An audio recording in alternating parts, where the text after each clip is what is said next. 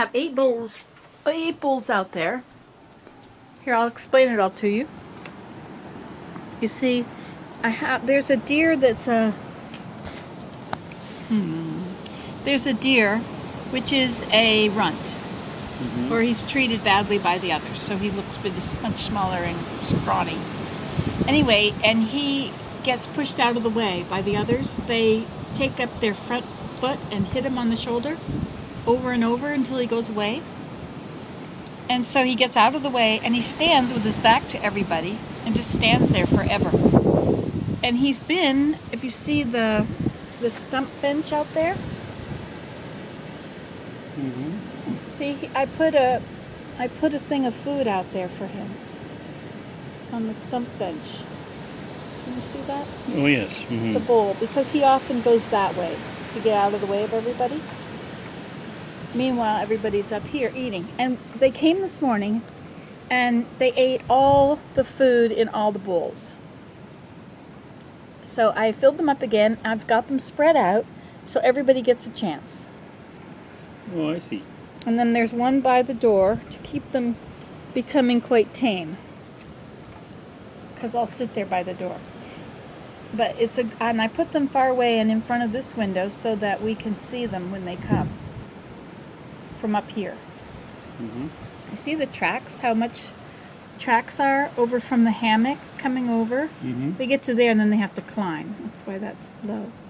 And then they also come in a angle right there. One of them stepped. They came up the path and they stepped right on the hammock and swung the other night and then leaped off into the snow because it spooked them. But anyway, so from here, they gather around and eat here. And then they go in that pathway there in front of the hammock and then off around. They come right around the hill and go off around the house. They also eat here and then make from these dead trees. Oh, those aren't dead? Yeah, those are dead. That's the elms. They also make a path here and go around the side of the house. But they come up over there at the chute. Sometimes they're coming up right straight through there by my toilet chair. And they come up here. So you'll see them first. Now see down in the valley at the end of Dead Man's Run? You see right down there, you can see there are two trails. One goes out into the marsh and one goes coming down the hill, and you can see where it crosses the bottom of the valley. And they come across that and then they come up this way through the trees and across the hammock.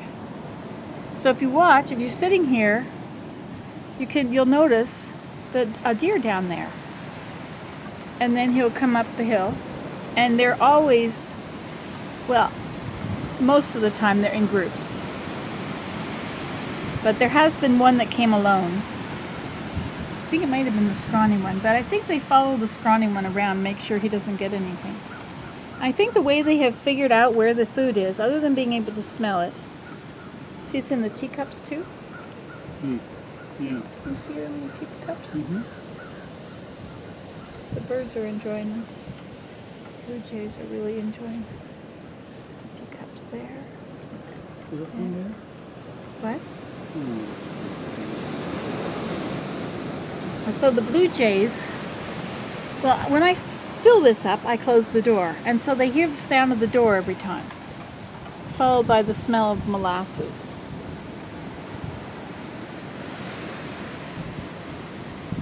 And this stuff has lots of molasses in it, but the bag I got from you just brought in, hasn't got as much molasses. That one is, they say that the molasses freezes in the winter, gets too hard, so they put less molasses in it in the winter. I think it should be the opposite because they need more molasses. They need more sugar to keep warm. So this is my new life, Willem. So I don't want winter to go away because then I might not be supposed to be feeding the deer. I mean, they'll have lots of green grass and all that. You won't want to need it. But isn't that great? They still have a big mess here to clean up. So there's only 5 of them that have been coming. They're the same 5 every time. Well, no, there's a new one that came today. We knew, I know the runt, I recognize him, and he's usually one of 4 youth, or yearlings. And then there's, when they first started coming, they all had their tails between their legs. They would be very careful with their tail between their legs, with their ears up, very listening, and then they would wiggle their tail when they finished. So when they finished listening, they would wiggle their tail just a minute, just, you know, like flap, flap, or just once flap, and then they go do something else, like they might walk a little bit, and then they might stop and, you know, and then they wiggle their tail a little bit. So whenever they're done something, they wiggle their tail just a little bit. Otherwise, their tail hangs down straight, flat. And one of the big ones, has a chunk out of his ear, like a notch, you know, where you would cut their, well, the ear has been cut, so this little V shape out of the corner of their ear. And another one, a new one today, he keeps his tail straight up all the time. Usually they only put their tail up if they're spooked and they're going to run. But this one kept his tail up all the time.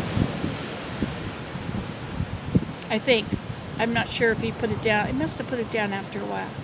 But he was up here for quite a while with his tail straight up.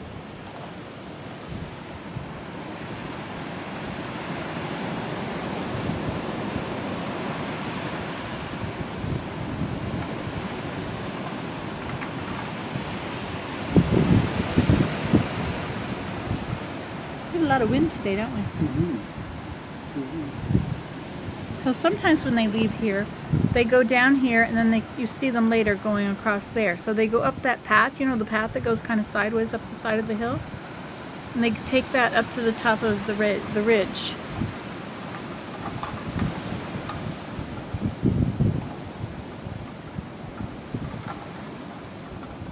Sometimes you see them walking around up there. Isn't that amazing?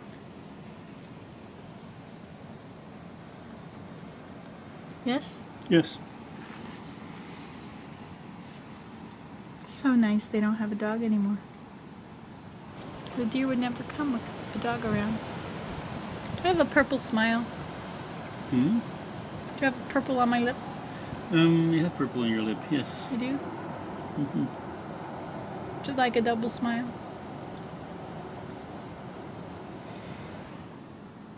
You want to kiss me, don't you?